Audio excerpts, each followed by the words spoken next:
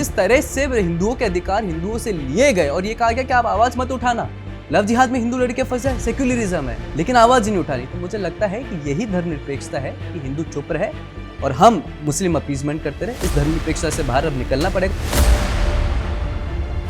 Supreme court ने कहा कि conversion is not a right. हिंदुओं को टारगेट करना चाहे लव जिहाद के माध्यम से हो चाहे कन्वर्जन के माध्यम से हो। भारत के संविधान में यूनिफॉर्म सिविल कोड को डिफाइन किया, उसको फंडामेंटल राइट में लाना चाहिए। सनातन धर्म is a soul of this country. लेकिन जब आपका धर्म ही आप धर्मो रक्षित नहीं करोगे, जब आप धर्म की रक्षा नहीं करोगे तो आपकी रक्षा करेगा कौन?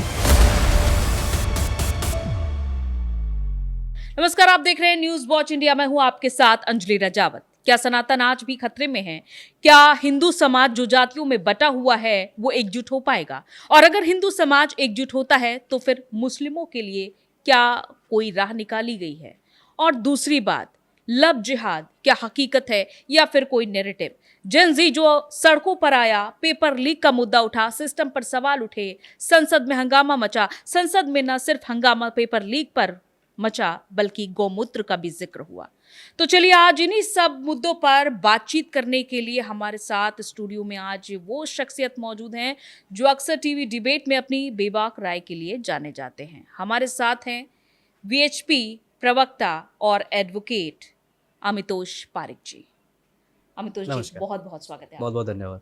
सबसे पहले तो आपसे यही जानना चाहूंगी कि आज जो समाज में नैरेटिव है सनातन को लेकर, हिंदुत्व को लेकर, तो हिंदुत्व की सरल परिभाषा क्या है?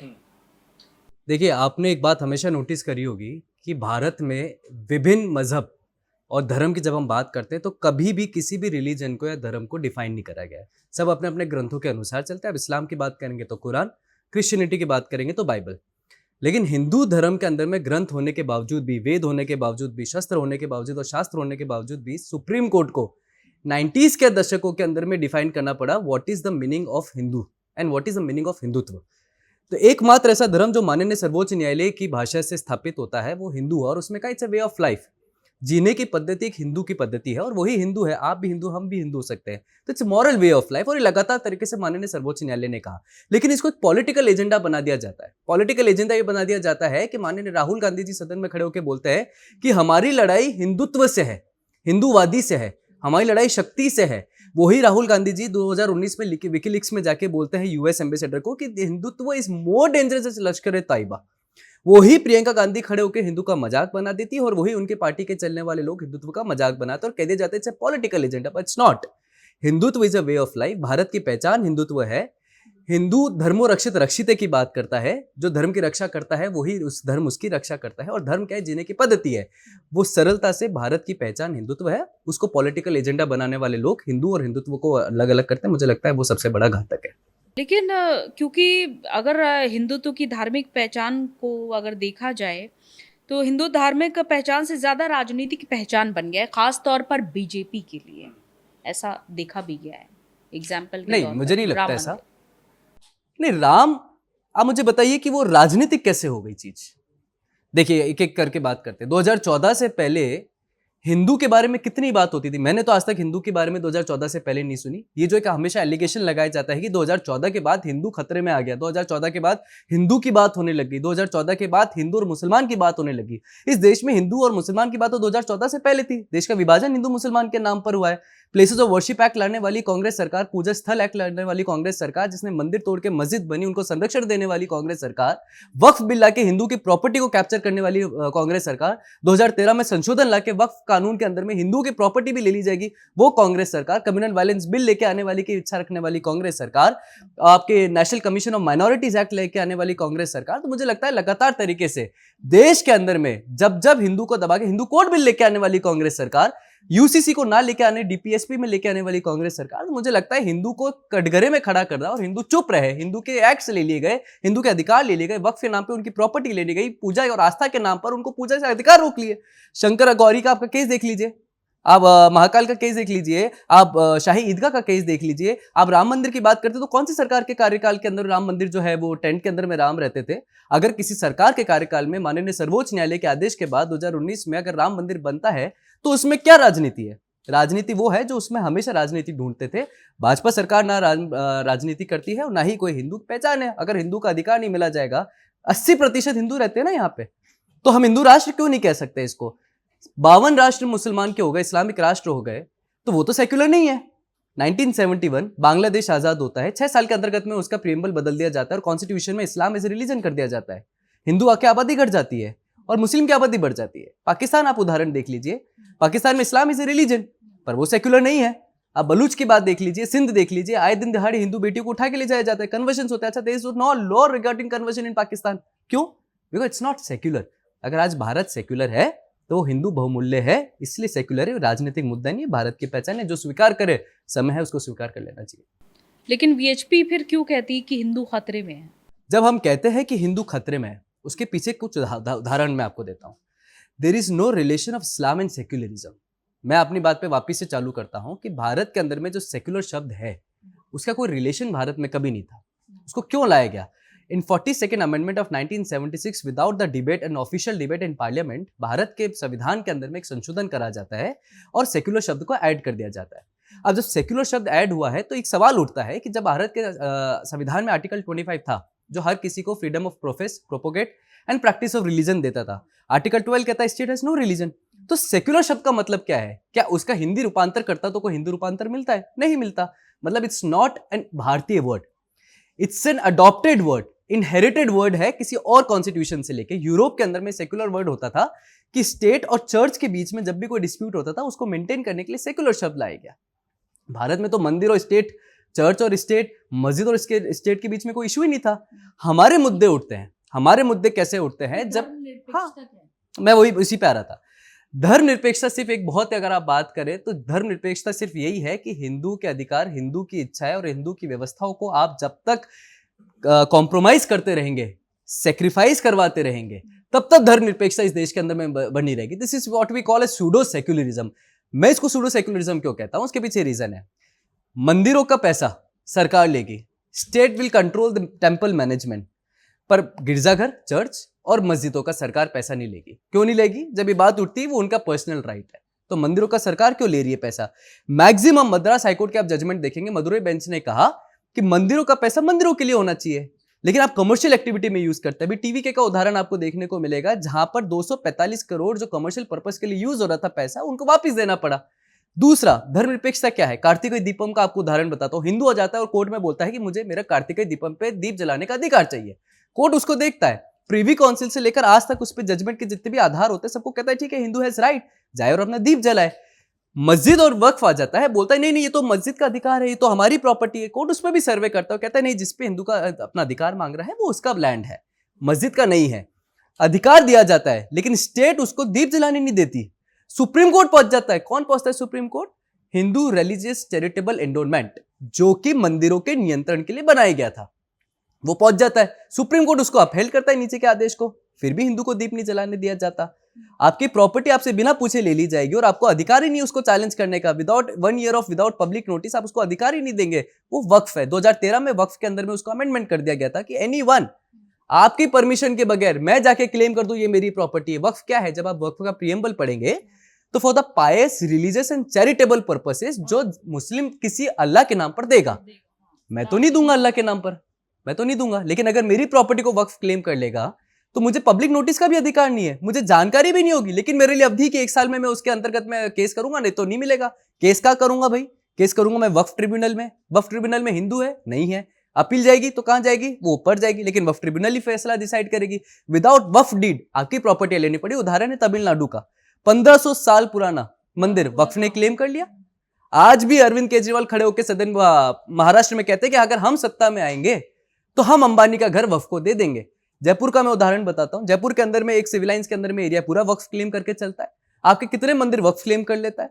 क्यों करता है? जिंदल सॉ लिमिटेड का केस सुप्रीम कोर्ट में हुआ, वक्फ ने कहा ये तो हमारा लैंड है। कोर्ट ने कहा कि वक्फ डीड कहां है?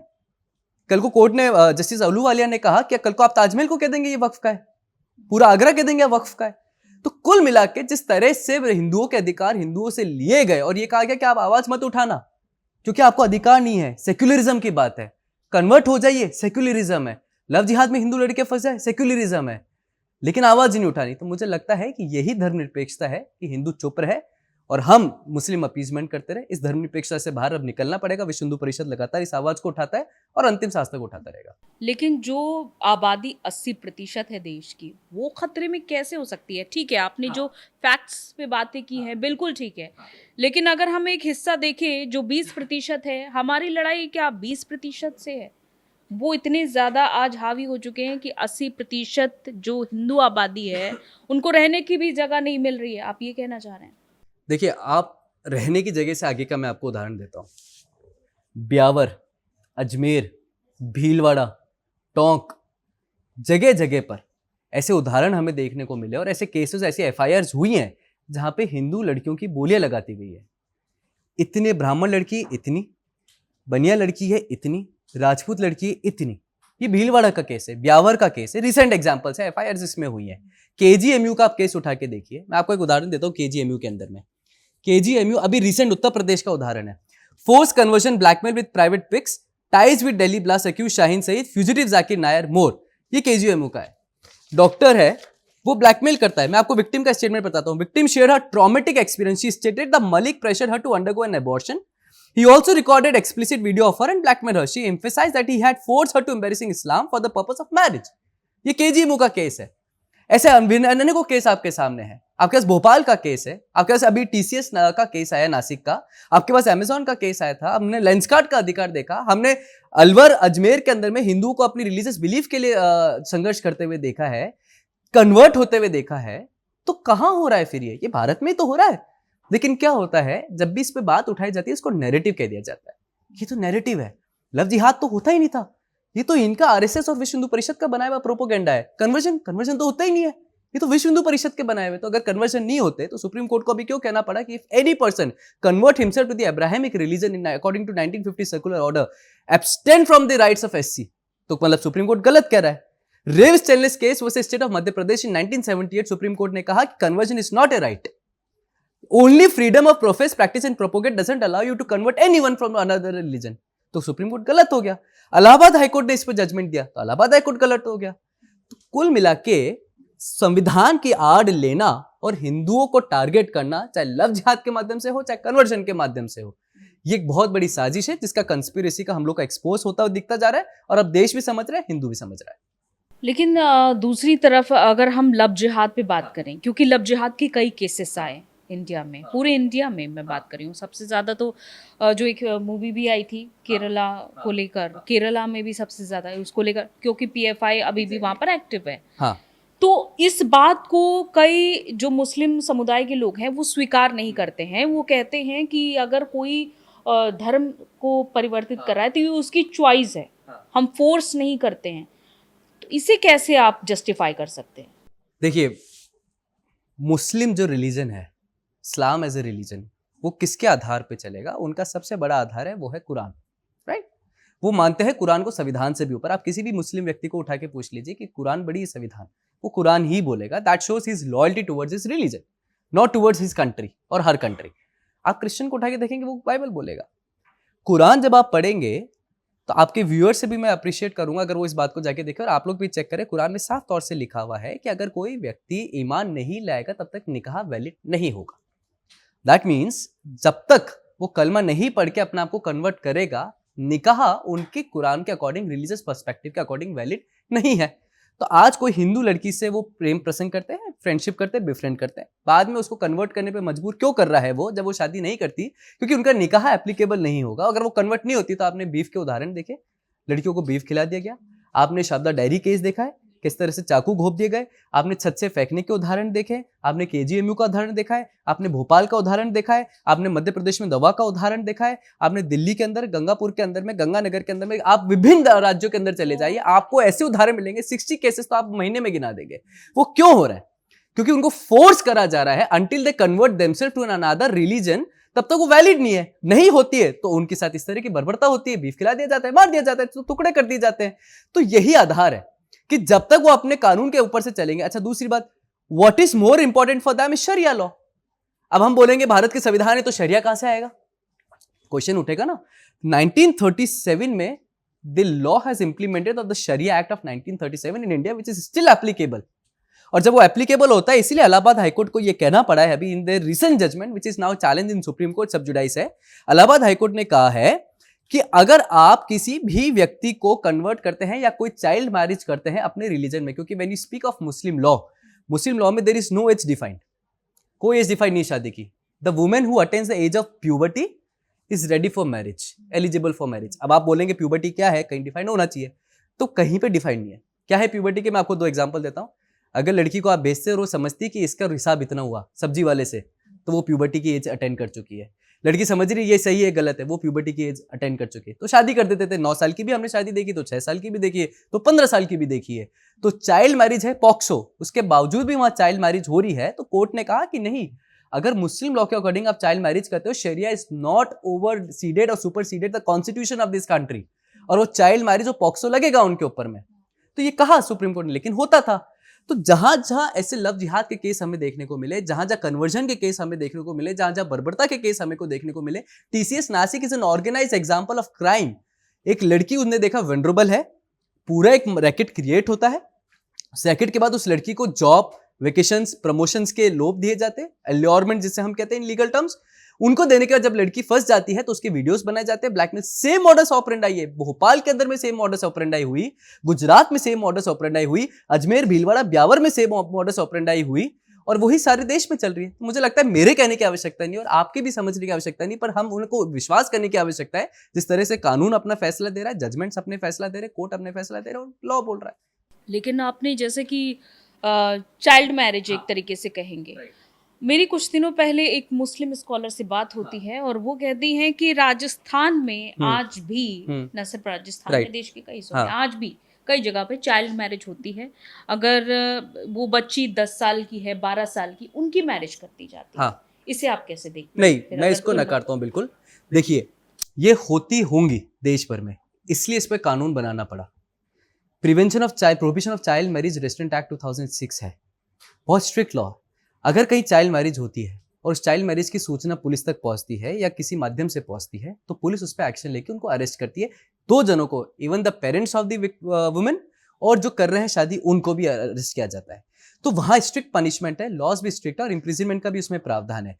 Various NGOs are working in it, कई सारे एनजीओ इसमें वर्क कर रहे हैं। जैसे चाइल्ड लाइन सर्विसेज आप देखेंगे तो कई एनजीओ है जो चाइल्ड मैरिज रेस्ट्रेंट एक्ट के अंदर में काम करते हुए प्रावधान सिस्टम और स्टेट के साथ में उसको रोकने का प्रयास कर रहे हैं। और कई हद तक चाइल्ड मैरिज अब खत्म भी हो गई, जब होती है तो उस पर कानूनी प्रक्रिया भी होती है। लेकिन क्या कभी हिंदू ने ये कहा कि ये अधिकार है, चाइल्ड मैरिज होनी चाहिए? मैं आपके सामने हिंदू के नाते बैठ के कह रहा हूं, ये गलत प्रक्रिया है, ये खत्म होनी चाहिए और हम कानून के साथ हैं और जो कर रहा है उसको लुप्त अक्यूज मानना चाहिए। मैंने यहां बैठ के अगर आपके सामने डिफेंड कर देता कि नहीं क्या गलत है इसमें, हमारे तो होती है, उनके भी होती है। मैं कह रहा हूं, आप मेरे कह रहे हैं कि आपका एक कमरा जो है उसकी एक दीवार काली और मैं कह रहा हूं का पूरा कमरा काला है, तो आप तो सरतन से जुदा के नारे लगा देंगे मेरे अगेंस्ट।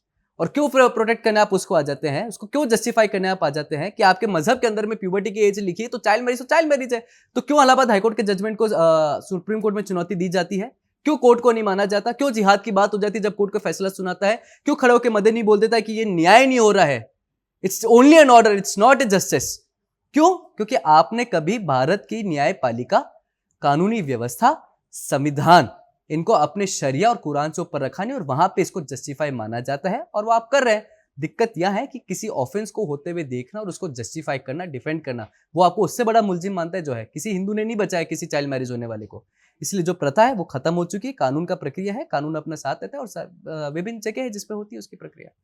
जैसे कि लॉ की हम बात कर रहे हैं, तो इसलिए भी यूसीसी लाना जरूरी है राज्यों में?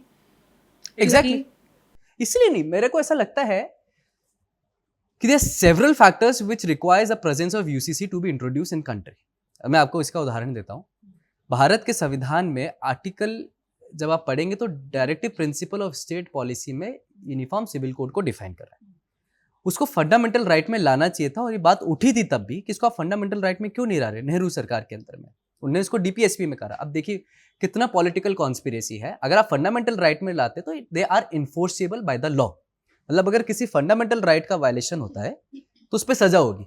जैसे आर्टिकल 21 आपकी पर्सनल लाइफ इन लिबर्टी है, कोई उसका हनन करता है तो उसकी सजा होगी, राइट? राइट टू फूड है, राइट टू शेल्टर है, ऐसा। लेकिन DPSP is not enforceable by the law. आप उसको लागू करें वो बहुत अच्छी बात है, नहीं करें तो आप मैंडेटरी नहीं है, यूपी यूसीसी को उसमें डाल दिया गया।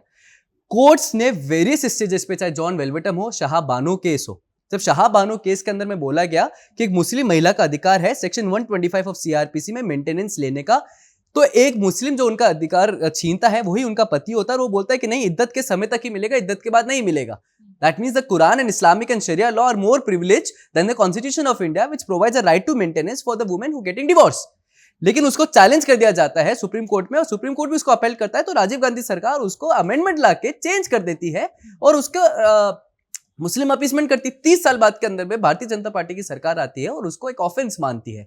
दैट मीन्स मुस्लिम महिलाओं के अधिकार की बात करना, ट्रिपल तलाक, अभी उत्तराखंड के अंदर में केस हुआ जिसमें ट्रिपल तलाक के यूसीसी का वायलेशन हुआ, एफआईआर दर्ज हुई है उसके अंदर में। महिलाओं के अधिकारों की बात करना, मैं आपको एक और चीज बताता हूं, जब आप इस्लामिक लॉ पढ़ेंगे तो विटनेस ऑफ वुमेन वो हाफ काउंट होती है मुस्लिम मेन से। उनको प्रॉपर्टी में अधिकार नहीं है, बच्चे की गार्जियनशिप उनके पास नहीं होगी, उनकी विटनेस काउंट नहीं होगी, उनको इज्जत मेंटेन करना पड़ेगा। हलाल के उदाहरण हमने देखे हैं, जितना इनहेरिटेंस का राइट है वो उनसे छीन लिया गया है। तो मुझे लगता है यूनिफॉर्म सिविल कोड, अच्छा जब आप यूनिफॉर्म सिविल कोड की बात करते हैं तो आप सिविल लॉ तो मान लेंगे, क्रिमिनल लॉ क्यों नहीं मानेंगे भैया? क्रिमिनल लॉ आप अपने अनुसार से चलाओगे तो क्रिमिनल लॉ के अंदर स्टोन पेल्टिंग आपको जस्टिफाई कर देती है। शरिया तो कहता है कि आप सड़क के ऊपर भी मारे जो अपराध कर रहे हैं, तो क्यों नहीं मारते फिर आप सड़क के ऊपर में लाके उन्हें? लेकिन बंगाल का जब आप उदाहरण देखें तो कई जगहों पे शफीकुल इस्लाम के कॉन्स्टिट्यूएंसी के अंदर में भी ये बात हुई थी कि वहां पर मुस्लिम महिलाओं को ड्रैग करके सड़क पे लाया गया और उनके साथ बर्बरता हुई, और उन्होंने कहा यहाँ शरिया लागू होगा, we will create sharia courts. Court ने कहा शरिया कोर्ट ना तो उनकी वैलिडिटी है ना ही आने चाहिए। तो मुझे लगता है यूनिफॉर्म सिविल कोड, जॉन वेलवेटम हो गया, शाह बानो हो गया, डिफरेंट जजमेंट्स के ऊपर में कोर्ट ने कहा it's a need of an hour and the country should bring uniform civil code for the development of the country.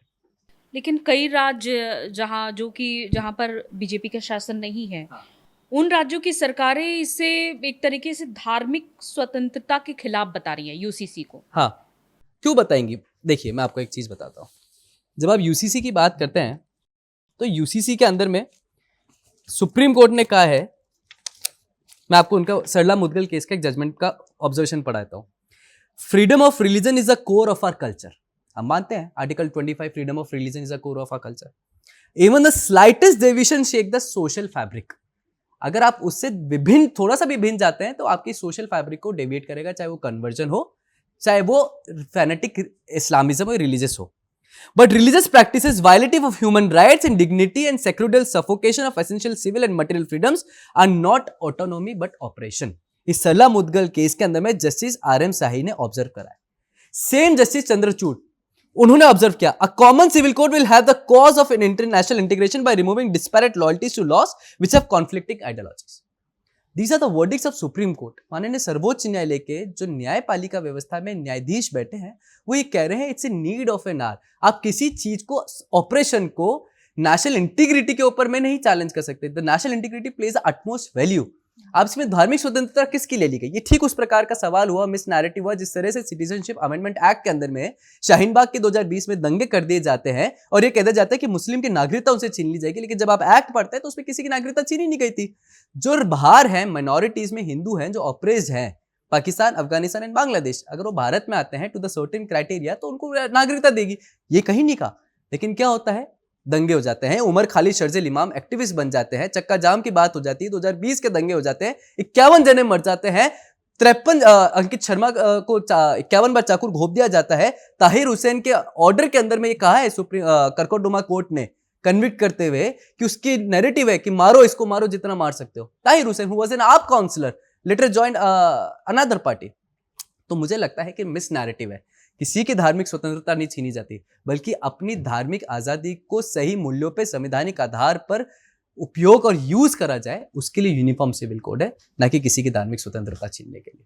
ऐसा सामान्य नागरिक के तौर पर आपका मानना है, लेकिन जो एक समुदाय है वो ये मान करके बैठा है कि हम पे यूसीसी थोपा जाएगा, हमारे जो लॉज हैं हम उनको अभी तक फॉलो करते आए हैं, तो ऐसे में ज़बरदस्ती करके हम पर भारत का कानून एक तरीके से लागू किया जा रहा है। और जो आपने शुरुआत में बात कही थी कि जो बीजेपी को कहा जाता है कि हिंदुत्व की विचारधारा लेकर आगे बढ़ती है, और इसी वजह से ये माना जाता है कि मौजूदा सरकार हर कानून जो कि हिंदू से खास तौर पर जुड़ा हुआ है वो थोपने की कोशिश करती है। 3 तलाक का विरोध हुआ, ठीक है, जम्मू कश्मीर से धारा 370 हटी, फिर उसके बाद अभी हाल ही में वंदे मातरम को लेकर एक बिल पास हुआ है जो संशोधित किया गया, उसको लेकर भी पहले विरोध हो रहा था, लेकिन फिलहाल पास हो गया।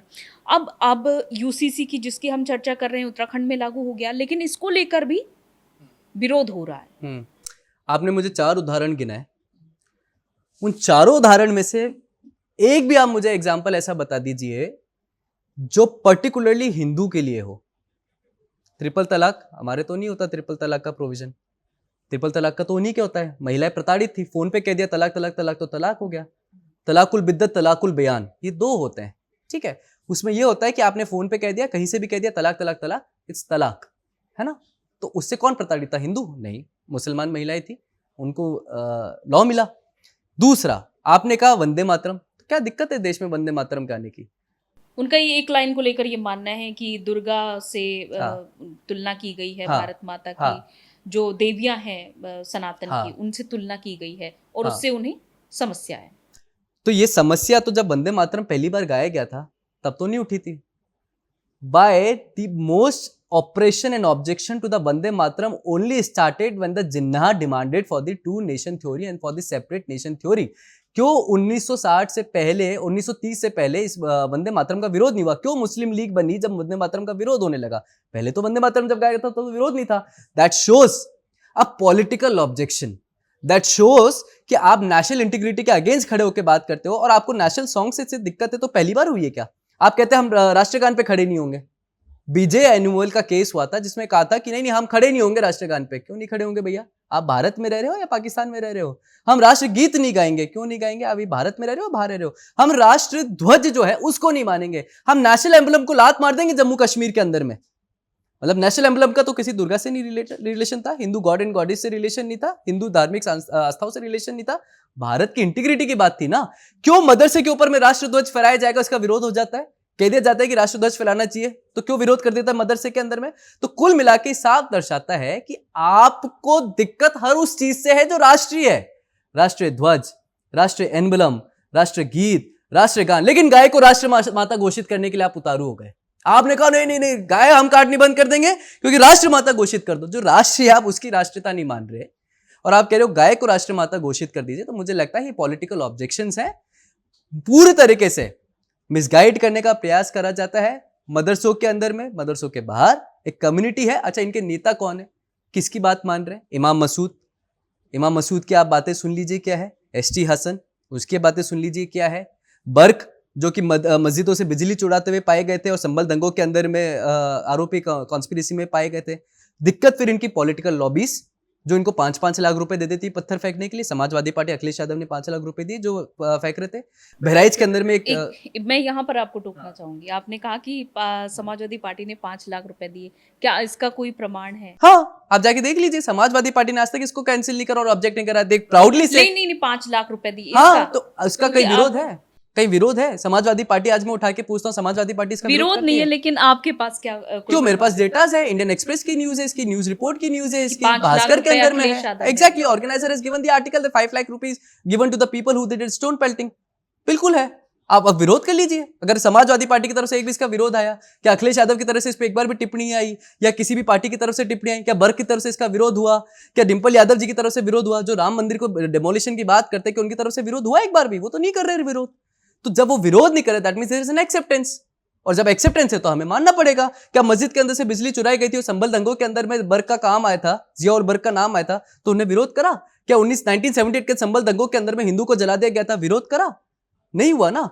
क्यों नहीं होता विरोध? विरोध इसलिए नहीं होता क्योंकि that is the main politics of Muslim appeasement, where you stand with those who are the assaulters, where you stand with those who are the accused, where you stand with those who oppose national integrity, where you stand with those who creating a nuisance against Hindus.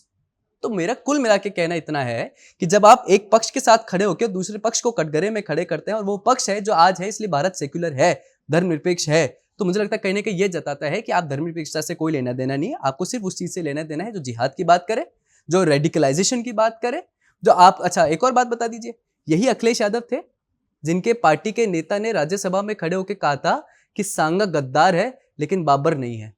यही अखिलेश यादव थे जब बाहर निकल के सदन से कहते हैं कि अगर मैं इतिहास के पन्ने खोलूंगा तो कई सारी बातें निकलेंगी। यही अखिलेश यादव थे जिन्होंने कुंभ के ऊपर में आक्षेप किया था। यही अखिलेश यादव थे जिन्होंने कहा था कि दिवाली क्यों बनाई जाती है। यही अखिलेश यादव थे जो दिया जलाने की बात करते हैं। यही अखिलेश यादव थे जो कहते थे कहीं भी पत्थर को लाल पो तो मंदिर बन जाएगा।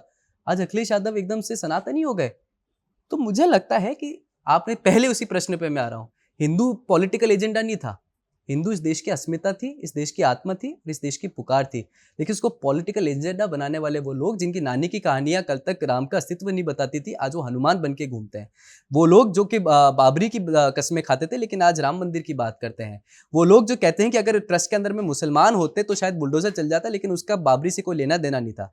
तो इन सब की जब हम बात करते हैं तो ये समझ में आता है कि हिंदू को पॉलिटिकल एजेंडा बनाने वाले लोग हैं, ना कि हिंदू। लेकिन अब उत्तर प्रदेश में आ ही गए हैं तो उत्तर प्रदेश की भी बात कर लेते हैं। 2027 में इलेक्शन है, नज़दीक है, लेकिन उससे पहले ये जो बहुत बड़ा मुद्दा है पूरे देश का, राम मंदिर में चढ़ावा चोरी का, क्या मान रहे हैं कि एक तरीके से बीजेपी जो अभी तक हिंदुत्व की विचारधारा के लिए मानी जाती थी, हाँ, ऐसा सभी मानते हैं, और फिर उसी मुद्दे पर अखिलेश यादव आए, अखिलेश यादव ने कहा ऐसा हुआ है, और उसके बाद ही कहीं जाकर जांच बैठती है। तो क्या मान रहे हैं कि पूरा जो फॉर्मूला था वो पासे की तरफ पलटता जा रहा है धीरे धीरे करके? बिल्कुल नहीं। मैं उसके पीछे आपको उदाहरण बताता हूँ। जो नए नए सनातनी बनते हैं ना, वो एक कहावत है कि आप जब नए नए सनातनी बनते हो तो 2 दिन 3 दिन 4 दिन के लिए रहते हो, लेकिन बाद में आपका असली चेहरा आपके सामने आ जाता है। वो मैं आपको उदाहरण बताता हूँ कैसे आता है। 25 दिन तक पूरे मीडिया में ये चर्चा और डिबेट रही, यूपी को लेके, राम जन्मभूमि को लेके। आपके माध्यम से मैं आपको पूरे देश को ही बताता हूं कि जब राम जन्मभूमि की बात होती है तो आप कटघरे में खड़ा किसको कर रहे हैं? उन लोग को जो कार सेवक गए जिनके परिवार से, उन लोग को जिन्होंने राम को टेंट से मंदिर तक लेके गए, उन लोगों को जो राम जन्म यात्रा निकालते थे, जानकी यात्रा, तब अखिलेश मुलायम सिंह यादव ने सिक्योरिटी देने से मना कर दिया था कि नहीं, मैं कोई सिक्योरिटी नहीं दूंगा। उन लोगों के लिए जब अखिलेश मुलायम सिंह यादव कहते हैं कि मैं तो कुछ ही मार पाया और मार देता, उन लोगों को जब अपने जन्मदिन के दिन कहते हैं कि we have killed so many kar sevak, लेकिन उसके बावजूद भी हम इतनी सीट लेके आके जीते, या उन लोगों को जो जजमेंट देता है फैजाबाद हाईकोर्ट का, फैजाबाद डिस्ट्रिक्ट कोर्ट का जज जस्टिस पांडे, उसका प्रमोशन आप रोक देते हैं। जस्टिस पांडे जिन्होंने ताला खुलवाने का जजमेंट दिया था, उनका प्रमोशन कांग्रेस सरकार ने और समाजवादी पार्टी ने रोक दिया। क्यों? क्योंकि उन्होंने ये ऑर्डर दिया। उन लोगों को जो कार्तिकेय दीपम पे जजमेंट होता है तो जस्टिस के स्वामीनाथन के अगेंस्ट महाभियोजन की मांग करने के ओम बिरला जी के पास पहुंच जाते हैं। उन लोगों को जो काले रिबन बांध के राम जन्मभूमि का जब जजमेंट आता है तब सदन के अंदर में पहुंचते हैं, या काले कपड़े पहन के पहुंच जाते हैं। तो कौन पहुंच रहा है और कौन देश की बात कर रहा है, कौन राम जन्मभूमि की बात कर रहा है? इतिहास को आप पलट नहीं सकते। देखिए, जो पैसा चोरी हुआ होगा, एसआईटी की उसमें जांच बनी, लेकिन एसआईटी की जांच आपने तो नहीं बनवाई।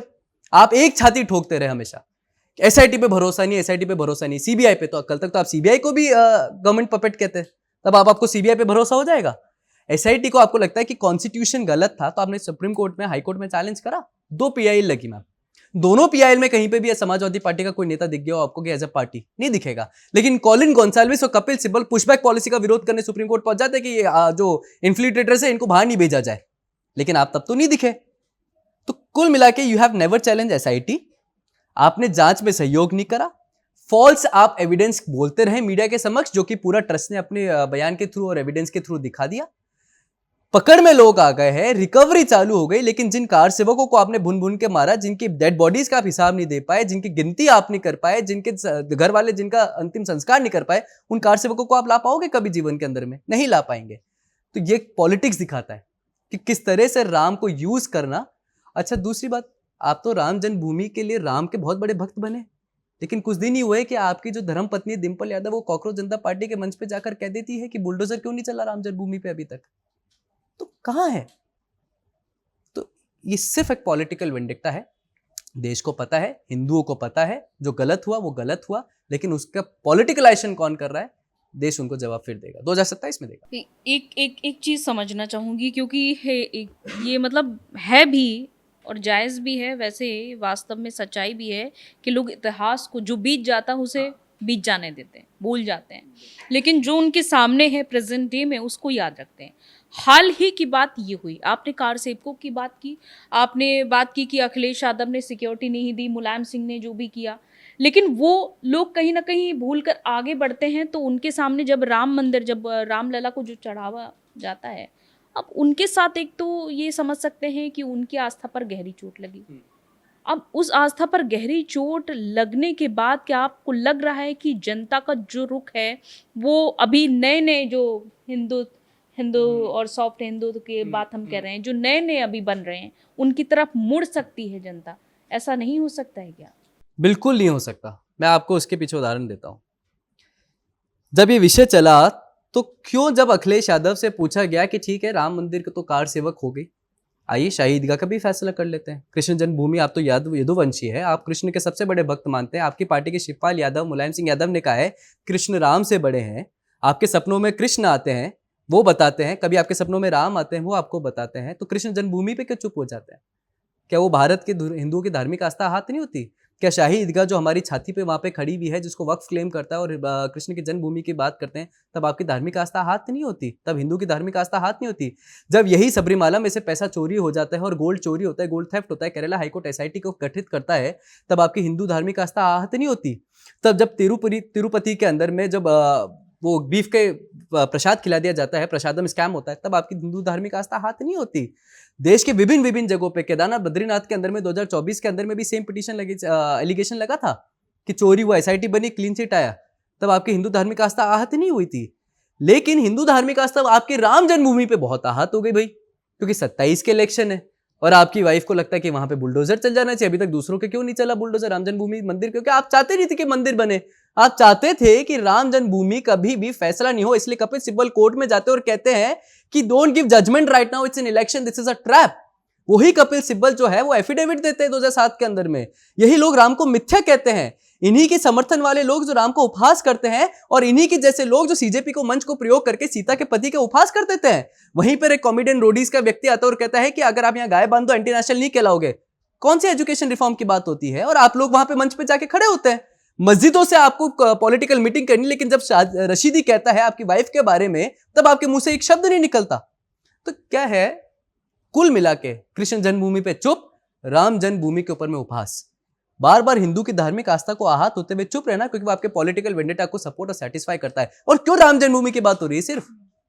मैं आपको 4 उदाहरण देता हूं। मसूद गाजा जो दरगाह है, सलार मसूद, 10 साल से ऑडिट नहीं हुआ, उस पर क्यों नहीं बात करते? ये अजमेर दरगाह शरीफ जो है वो कैग के ऑर्डर के अगेंस्ट चली जाती है कोर्ट में कि हमारी ऑडिट नहीं होनी चाहिए, क्यों बात नहीं करते? केरला मुतुंगर मॉस्क के ऊपर में एम्बेजलमेंट होता है, कर्नाटका के अंदर में एम्बेजलमेंट होता है, उन मस्जिदों की बात क्यों नहीं, जामा मस्जिद की बात क्यों नहीं होती? क्योंकि वो आपके पॉलिटिकल बिलीवर्स चर्च में 1400 करोड़ मिल जाते हैं cash, but nobody will talk about it. क्यों? क्योंकि राम जन्मभूमि आपकी पॉलिटिकल एजेंडा को सेटिस्फाई करता है, ना कि आपकी आस्था। विषय यह है। चूंकि अब हम हिंदुत्व पे बात कर रहे हैं और लोगों का ये मानना है, ये हमारा आपका नहीं, लोगों का ये मानना है कि बीजेपी हिंदुत्व की विचारधारा लेकर चलती है। अगर बीजेपी नहीं होती तो आज हिंदुत्व की विचारधारा या फिर हिंदुत्व इतना शक्तिशाली होता? देखिए, ये एक संघर्ष है, और संघर्ष आज से नहीं सदियों से चलता आ रहा है। चाहे वो आप पोर्चुगीज के समय गोवा इंक्विजिशन देख लीजिए, चाहे वो मुगलों के समय आप जजिया देख लीजिए। जब मुगल थे तो जजिया टैक्स देना पड़ता था, इसमें कन्वर्जन रोक, या तो कन्वर्ट हो या जजिया टैक्स तो, या मार दिया जाता था। और वैसे ही पोर्चुगीज के समय गोवा के अंदर में जेंडी टैक्स होता था कि हिंदू को, ब्राह्मण को शिखा रखने का अधिकार नहीं था, जनेऊ पहनने का अधिकार नहीं था, हिंदू अपने रिलीजियस बिलीफ को नहीं मान सकता था, इंक्विजिशन कोर्ट में जा दिया जाता था। जो हिंदू वहां पे होता था उसको कन्वर्ट करने के लिए उसके मुंह में बीफ डाल दिया जाता था। तो बर्बरता कब नहीं हुई? चाहे मुगल कार्यकाल में देख लीजिए, चाहे पोर्चुगल कार्यकाल में देख लीजिए। लेकिन उसके बावजूद इनको एक रोमेंटिसाइज कर दिया गया, इनको एक बहुत पॉलिटिकल वेंडेक्टा से रोमेंटिसाइज करके कह दिया, ग्लोरीफाई कर दिया गया। तो क्या दिक्कत होती है जब एनसीईआरटी के अंदर में हम बात करते हैं और उन मुगलों के जो अत्याचारों की बात करते हैं, तो क्यों दिक्कत हो जाती है? क्यों हमें हिस्ट्री नहीं पढ़ानी चाहिए? गोवा के ऊपर में कोई बात करता है इंक्विजिशन तो उस पर एफआईआर हो जाती है। क्यों कन्वर्शन को आर्टिकल 25 का गार्ब देके अलाउ कर दिया जाता है? तो क्यों लव जिहाद जैसे विषयों के ऊपर में धार्मिक स्वतंत्रता की बात नहीं होती, लेकिन मजहबी अधिकार को पॉलिटिकलाइज नहीं करके उनको कह दिया जाता है बहुत सही हो रहा है? क्यों किसी तरह से हिंदू को जब मार दिया जाता है? अभी कुछ दिन पहले दिल्ली के अंदर में एक लड़के ने, मुस्लिम व्यक्ति ने एक हिंदू को मार दिया, कैब ड्राइवर को। क्यों मार दिया? बस मार दिया, उसने कहा मेरा मन था, मार दिया। क्यों जब साधु संतों की हत्या होती है, उमाओं के अंदर अभी साधु को मार दिया गया क्योंकि उसके वहां पे गाना भजन चल रहा था, समझ नहीं आया, अच्छा नहीं लगा तो मार दिया। क्यों शोभा यात्रा के ऊपर में पथराव कर दिए जाते हैं? क्यों मुहर्रम के ऊपर हमें पथराव देखने को नहीं मिलते? क्यों दुर्गा विसर्जन रोक दिया जाता है लेकिन हम मुहर्रम के अंदर में ताजे नहीं रोके जाते? क्यों? ये कौन सी धार्मिक आस्था है और ये कौन सी धार्मिक स्वतंत्रता है? यही बंगाल के अंदर में हुआ था। अगर आज वहां भाजपा सरकार बनी तो हिंदू वापिस से सड़कों पे आके अपनी आजादी को, स्वतंत्रता यूज कर रहा है, एंजॉय कर रहा है, दुर्गा विसर्जन हो रहा है। लेकिन पहले तो नहीं हो रहा था, स्टोन पेल्टिंग हो जाती तब आप उसको जस्टिफाई करने आते थे। चूरू में, चोमू के अंदर में, अल्मोड़ा के अंदर में, और अभी तो कावड़ आ रही है ना मैम, कावड़ चल रही है। उस कावड़ यात्रा के आपको मैं इंसिडेंट गिना देता हूँ। इलेक्ट्रिक शॉक देख के मार दिया जाता है क्योंकि वहां पर महादेव की स्तुति चला दिया जाती है तेजाराम के द्वारा। क्यों? वो दलित था, तब क्यों बात नहीं करते चंद्रशेखर रावण कि एक मुसलमानों ने आके मार दिया? क्यों उसके बाद आप बात नहीं करते कि इलेक्ट्रिक शॉक दे दिया जाता है, थूक दिया जाता है, सड़क के ऊपर में कांच डाल दिए जाते हैं, दिल्ली के अंदर की घटना है। लेकिन नाम जस्टिफाई करेंगे और नाम छुपा के हिंदू नाम रखेंगे और मांस खिला देंगे कावड़ को, तो आप गलत कर रहे हैं भैया। तो भारत का संविधान खतरे में आ रहा है। आप मुस्लिम अपीसमेंट की बात नहीं कर रहे, आप तो बहुमूल्य देश है इसलिए क्यों राना अयूब और अरफा खानू शेरवानी लिखने लग गए भी कावड़ यात्रा के ऊपर में कि अब तो नमाज पढ़ने देंगे ना सड़कों पे? तो ये जब तक इस तरीके के प्रोटोकॉल से, इस तरह के इक्विलिब्रियम से शिफ्ट नहीं होगा, तब तक मुझे लगता है ये संघर्ष चलता रहेगा। आज भी है, कल भी था और आगे भी होगा। चूंकि अब जेंजी की आपने खैर जंतर मंतर की बात की थी, जेंजी आंदोलन की भी बात कर लेते हैं, क्योंकि जो छात्र सड़कों पर उतरे, ना सिर्फ छात्र थे, उनके साथ और भी लोग रहे होंगे, तो इस आंदोलन को आप मानते हैं कि ये छात्रों का आंदोलन था या फिर इसके पीछे कोई पॉलिटिकल एजेंडा था?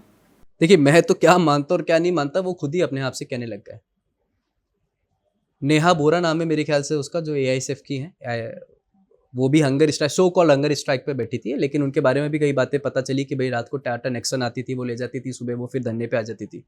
ठीक है, लेकिन वो धरना खत्म होता है और उनकी एनर्जी वापस से जनरेट होती है और उनके नाचते हुए वीडियो सामने आने लग जाते हैं कम्युनिस्ट पार्टी कार्यालय से।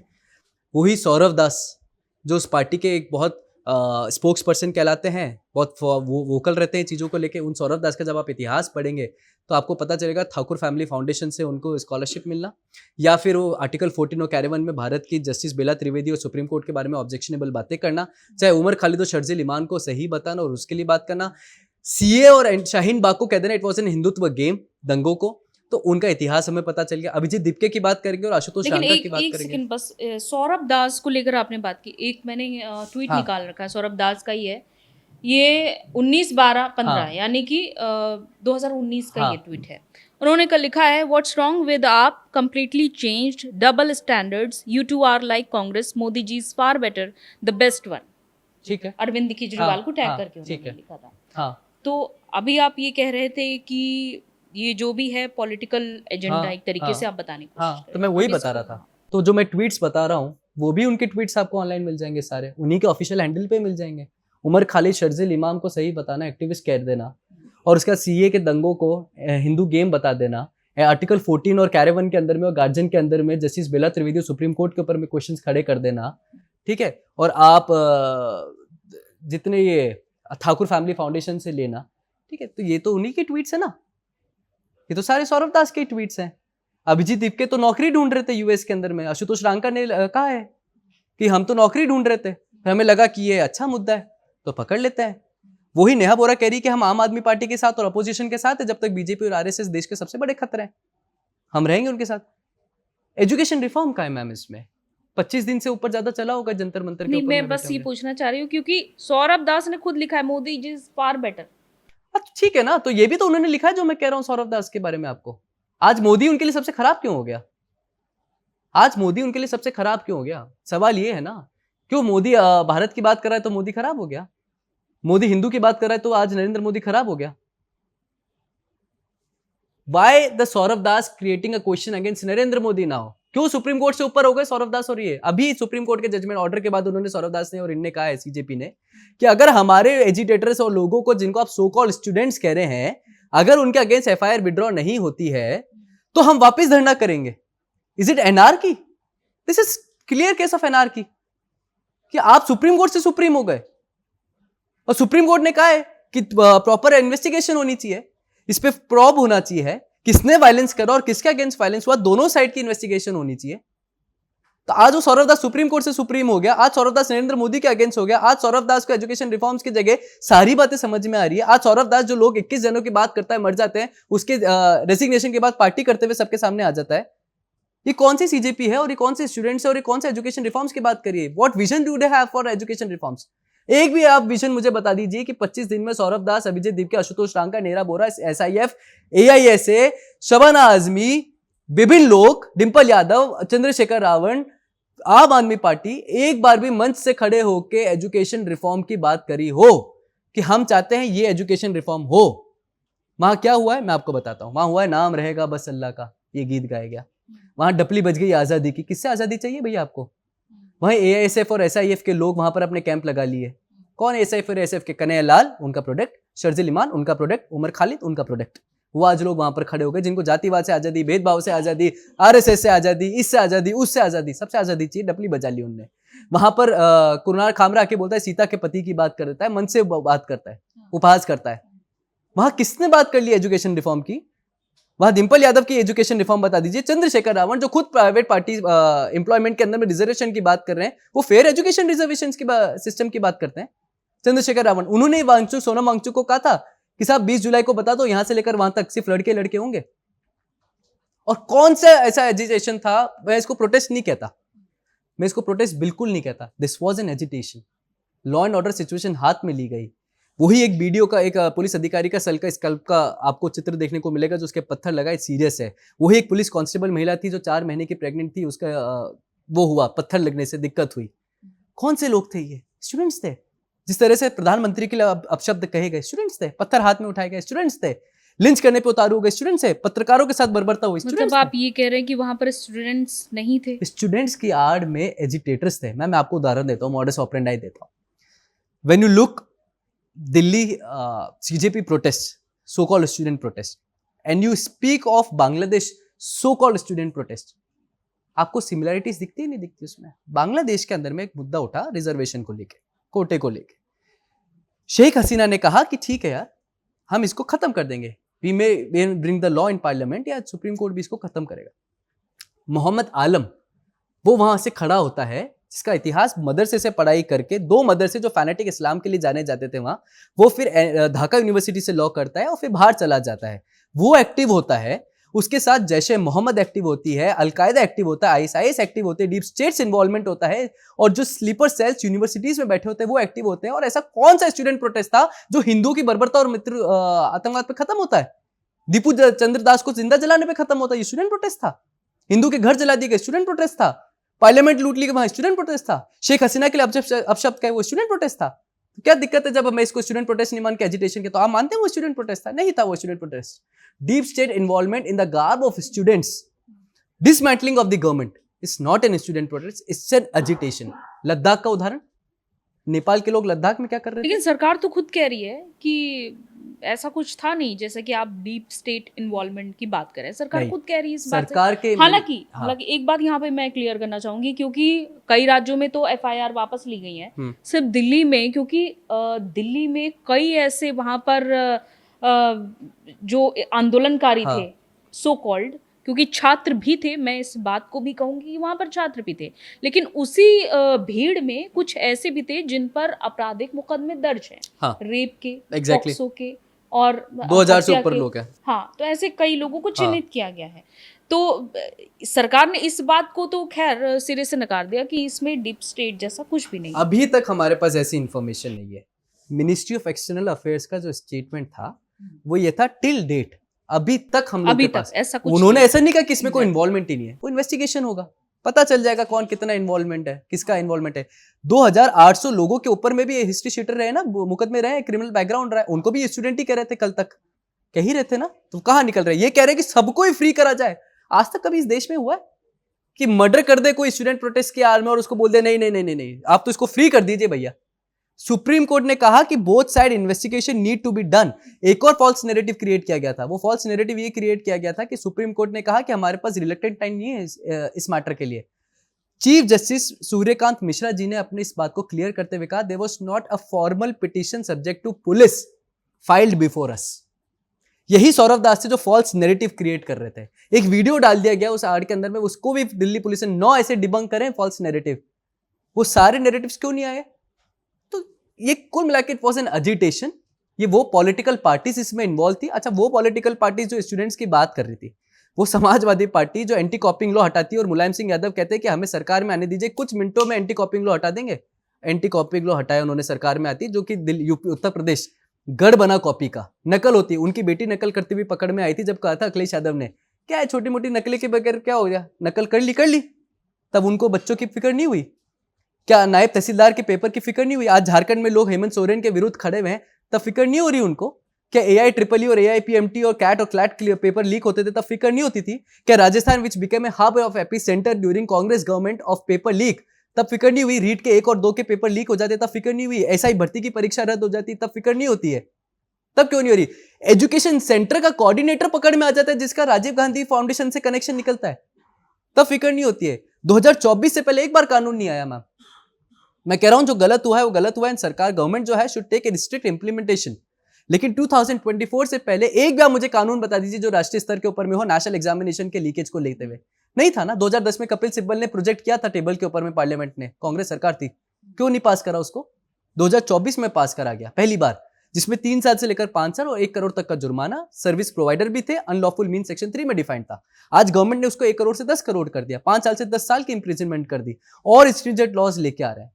व्यवस्था आज भी बहुत बदलाव की आवश्यकता है और वो सरकार कर रही है। लेकिन वो लोग अकाउंटेबिलिटी की बात करें जिनके कार्यकाल के अंदर में खुद में पेपर लीक को ग्लोरीफाई किया जाता था, एंटी कॉपिंग लॉ को हटा दिया जाता था और पेपर लीक पे चुप हो जाते थे, इस्तीफे नहीं दिए जाते थे। पेपर लीक हुए हैं वाकई में, अगर डेटा उठाकर देखा जाए तो पेपर लीक होते रहे हैं। बस पहले सुविधा नहीं थी कि डिजिटली सब कुछ लीक किया जा सके इतनी आसानी से।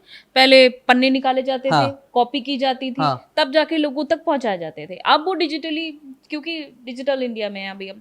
लेकिन दूसरी बात ये भी आपसे पूछना चाहूंगी, क्योंकि राहुल गांधी ने संसद में कल ये भी कहा कि अमित शाह ने गोली चलवाई है, उन्होंने ऑर्डर दिया था। और हालांकि राहुल गांधी की अगर इस टिप्पणी पे बात ना करते हुए कुछ ऐसे छात्र हैं जिनको दिखाया, डॉक्टर के पास वो गए और हॉस्पिटल में बताया गया कि इन्हें पैलेट गन लगी है, तो इस पर आपका क्या कहना है? देखिए, it is not an illegal weapon when it's come to maintaining law and order. जब आपको लॉ एंड ऑर्डर मेंटेन करना पड़ेगा, वहां पे सदन चल रहा है, कोई उनकी आरती तो उतारी नहीं जाती। जजमेंट्स है वेरियस, जहां कोर्ट ने कहा है कि mob has no religion and mob can not be defined in a single category. वो भीड़ है, भीड़ उपद्रव हो जाती है। भीड़ कब अनलॉफुल असेंबली में कन्वर्ट हो जाती है, कब मॉबोक्रेसी, हम डेमोक्रेसी की बात करें, मॉबोक्रेसी, यही कौन है, योगेंद्र यादव। मैं इनको फादर ऑफ नेशन नहीं कहता, मैं इनको मदर ऑफ एजिटेशन प्रोटेस्ट कहता हूं। हर धरने में आपको सबसे आगे दिखेंगे योगेंद्र यादव जी। योगेंद्र यादव जी कहते हैं कि इस देश के अंदर में अब डेमोक्रेसी से नहीं चलेगा, सड़कों पे उतर के ही काम होगा। तो वहां किसान इकट्ठे हो जाते हैं जिस ट्रेड की डील ही नहीं हुई अभी तक। तो व्हेन देयर इज समथिंग, और इसी बात को ध्यान में रखते हुए सर्वोच्च न्यायालय ने कहा है कि there should be an investigation on the both side, कि किसने किस पर वायलेंस किया और किस पे वायलेंस हुआ है। कई ऐसे लोग हैं लिंच के ऊपर उतार हो गए, आरएफ के लोगों के साथ देखिए ना किस तरह से बर्बरता वहां पे करी है। यूनिफॉर्म में रहते हुए लोगों को गालियां बकी गई है। वही अरुंधति रॉय ने भी आके गाली बकी है किसी अपने फादर के लिए, अभी जो शब्द का प्रयोग उन्होंने करा है। वही लोग फौज के लिए गालियां, सिक्योरिटी फोर्सेस के लिए अपशब्द कह रहे हैं, इलीगल वर्ड्स यूज कर रहे हैं। और राहुल गांधी और प्रियंका गांधी की मैं बात करता हूं आपके सामने, सदन के अंदर में डिबेट चाहिए थे ना उन्हें, वो तो 3 दिन तक सदन ही नहीं चलने दिया उन लोगों ने, हल्ला हू के अंदर में।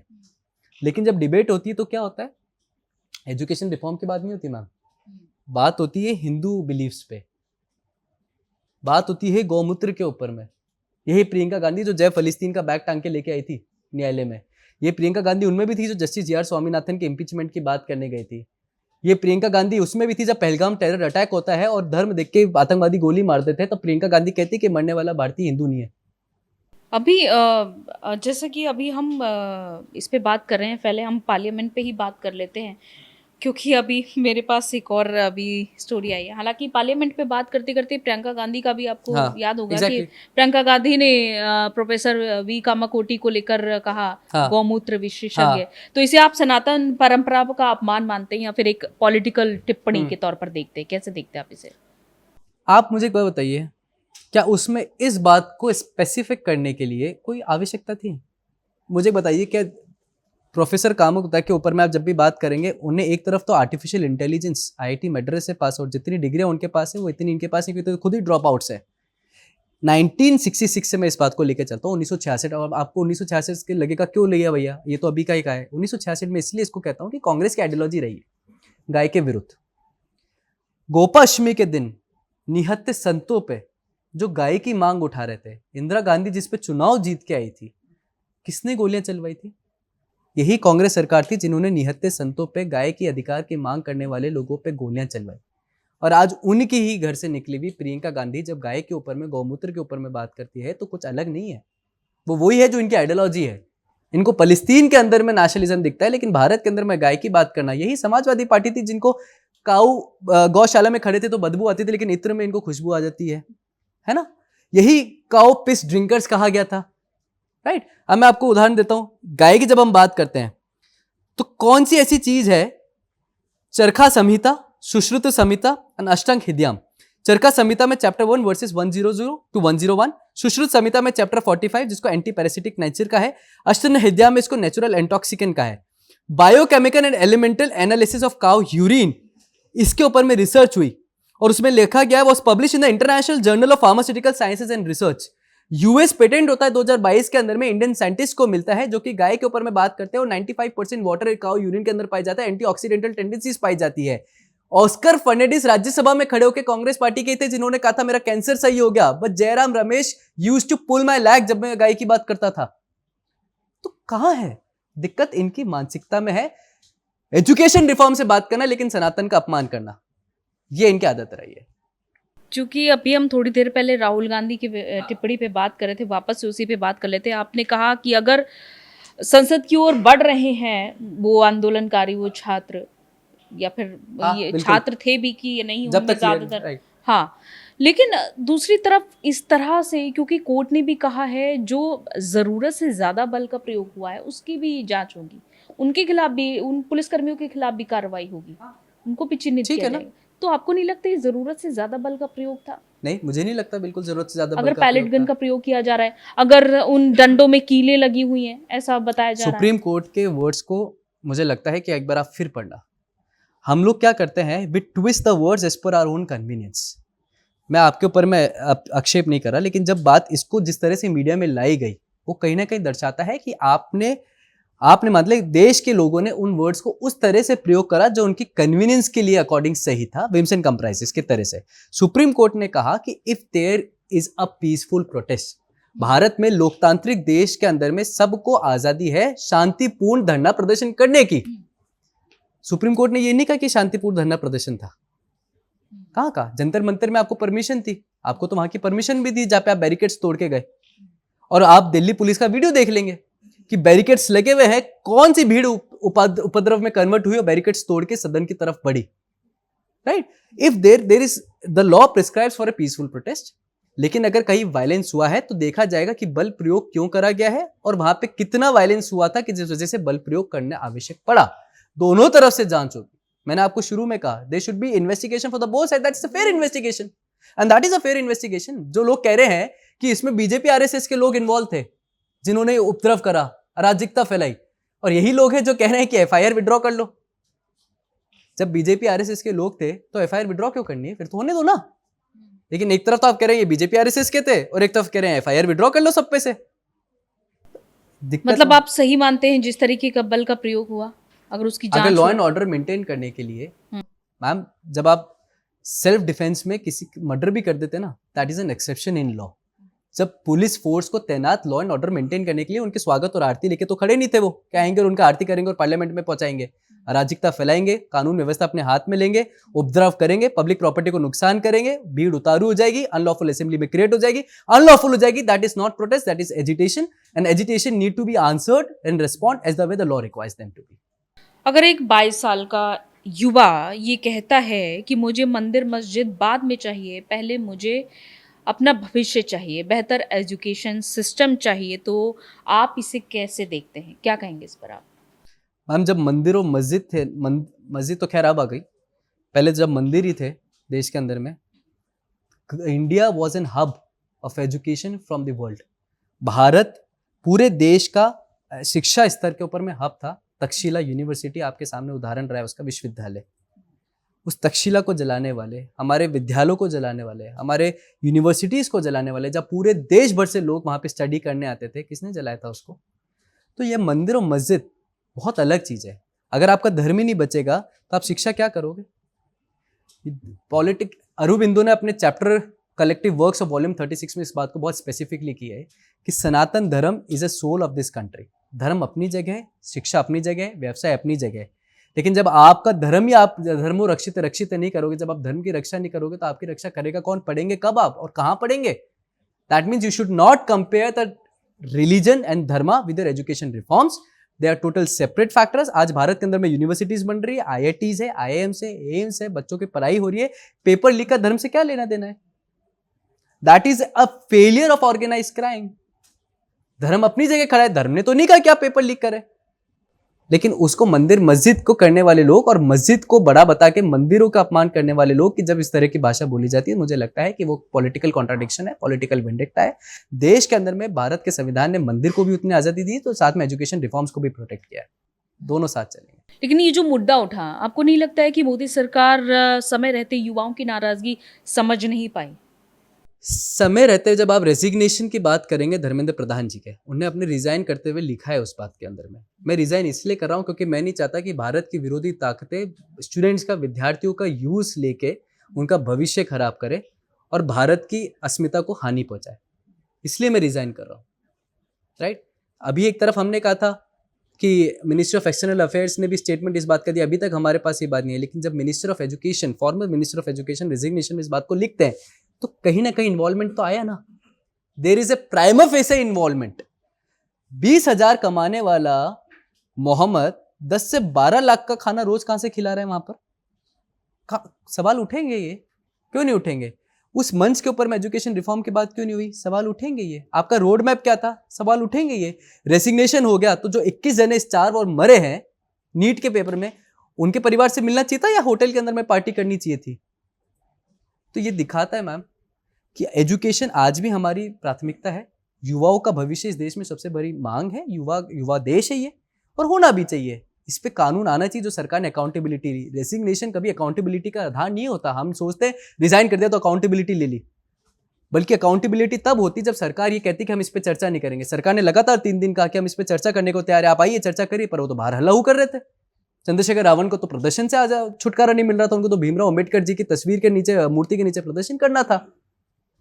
तो जब पॉलिटिकलाइज कर दे जाता है विषय को मैम, तब सवाल उठने तय है। और आज भी वो कह रहे हैं कि हम आम आदमी के साथ हैं, पार्टी के साथ है, बीजेपी आरएसएस देश का खतरा है। नेहा बोरा का स्टेटमेंट बता दीजिए, एजुकेशन रिफॉर्म की बात करी हो तो बीजेपी आरएसएस पर टारगेट कर रहे हैं। क्यों कर रही है फिर नेहा बोरा? उनको कहना चाहिए था कि ma'am this is nothing to do with politics, हम एजुकेशन की बात करेंगे, आप एजुकेशन का सवाल करिए। सवाल कौन कर रहा है? सवाल कर रही है अरफा खानून शेरवानी, जिनको खामिनी की मौत पे बहुत दुख हो जाता है, जो हिजाब यहाँ पे फोर्स करती है लेकिन बाहर अपने आराम से वेस्टर्न क्लोथ्स में रहती है। तो जब ये पूरा एक narrative, the guardian, the wire, the caravan, जब इसको स्टूडेंट प्रोटेस्ट बताते हैं, ग्लोरीफाई करता है पाकिस्तान में, लोग कहते हैं कि मैं बैठा तो पाकिस्तान में हूं लेकिन मेरा मन जंतर मंतर में है। पाकिस्तान का क्या लेना देना है भैया यहाँ पे? तो जब ये वेस्टर्न इकोसिस्टम क्रिएट होता है ना मैम, तो रिफॉर्म्स नीचे रह जाते हैं।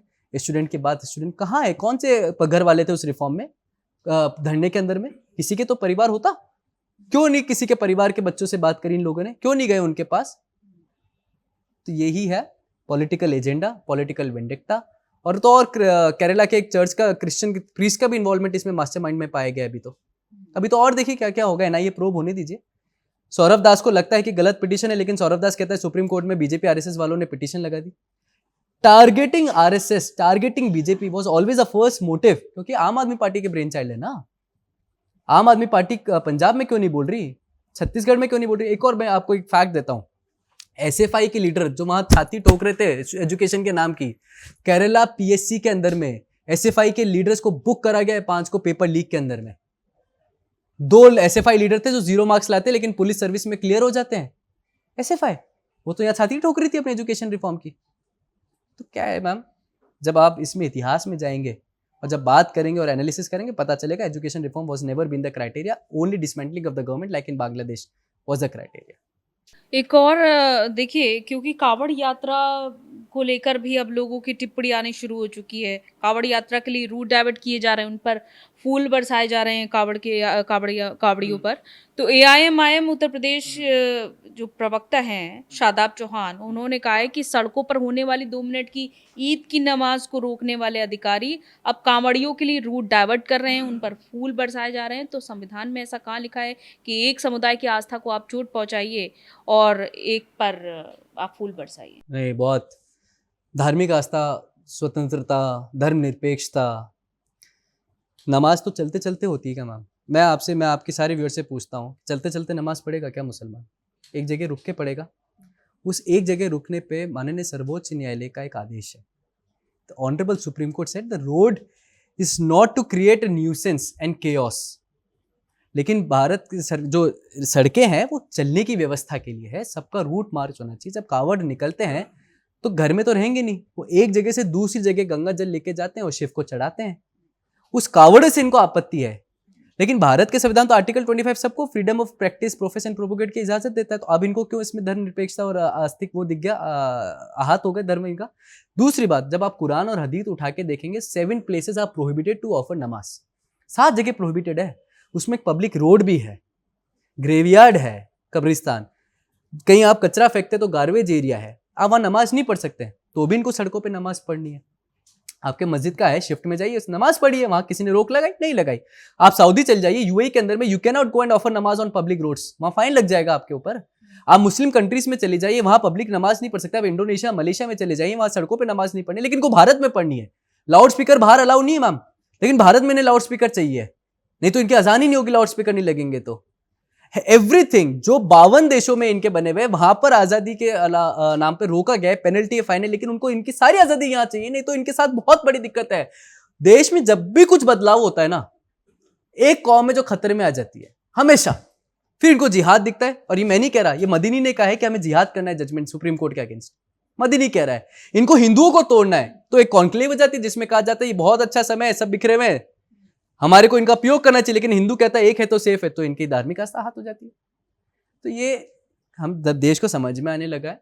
दे are ample of example if I can go on. लेकिन कावड़ यात्रा सड़कों पे जाएंगे, व्यवस्था है, उनका अधिकार है, ये भारत है। आप कावड़िया के ऊपर में, अच्छा प्रशासन फूल नहीं फेंकेगा तो पत्थर फेंकेगा क्या? क्या फेंके, पत्थर फेंक दे, क्योंकि इनकी आदत रही स्टोन पेल्टिंग की शोभा यात्राओं पर निकलने की। और अभी देखिए आपको उदाहरण मिलेंगे किसी कावड़ को मारने के, थूकने के, गाय मांस खिलाने के मिल जाएंगे आपको, या किसी कावड़ी के ऊपर में अत्याचार के उदाहरण मिल जाएंगे। और अभी तो वो लोग नहीं आए मैम जो राम के भक्त हैं।